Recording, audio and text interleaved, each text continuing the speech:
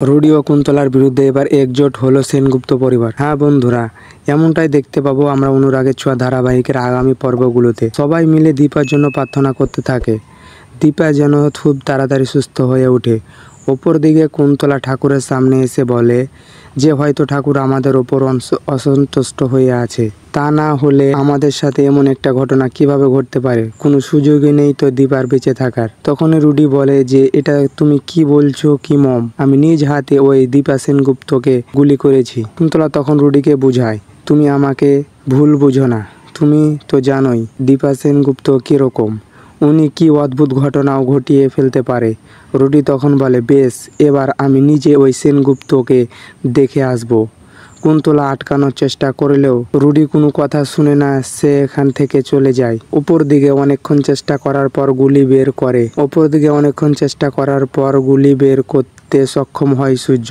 বাইরে বেরিয়ে এসে সকলকে বলে যে অপারেশন সাকসেসফুল হয়েছে। এতে সকলেই খুশি হয়ে যায়। তখনই দেখা যায় রুডি ওয়ার্ড বয় সেজে হাসপাতালে আসে এবং সেখান থেকে জানতে পারে যে দীপা বেঁচে আছে। তখন বলে যে এটা কিভাবে হতে পারে, আমি নিজে দীপাকে গুলি করেছি, দীপা বেঁচে থাকতে পারে না। ওপর দিকে সূর্য নিজেই দীপার খেয়াল রাখতে থাকে।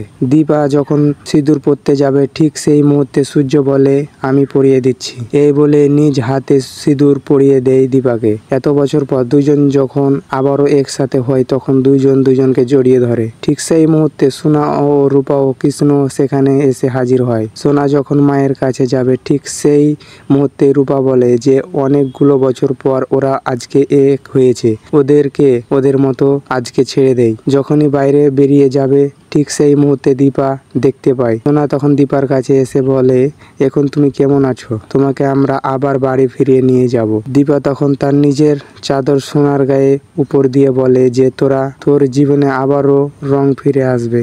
আমি তো বলেছিলাম তোর জীবনে রং আছে, আমার কথা তো বিশ্বাস করিসনি। সোনা তখন বলে তুমি ঠিকই বলেছিলে মা। দীপা তখন মনে মনে বলে যে আমি সত্যি আবার আমার নিজের বাড়িতে ফিরে যাব, এত ভালোবাসা আমার কপালে আছে। ওপর দিকে বাড়িতে সকলে মিলে দীপাকে বাড়ি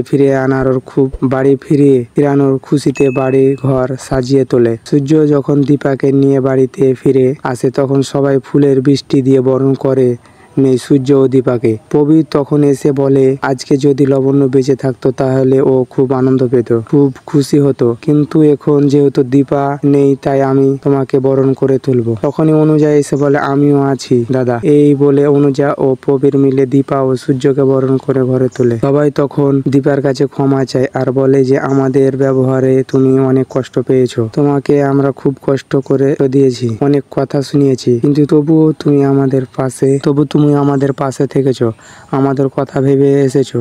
দীপা তখন বলে এসব তুমি কিছু চিন্তা করো না, ওসব তুমি বাদ দাও।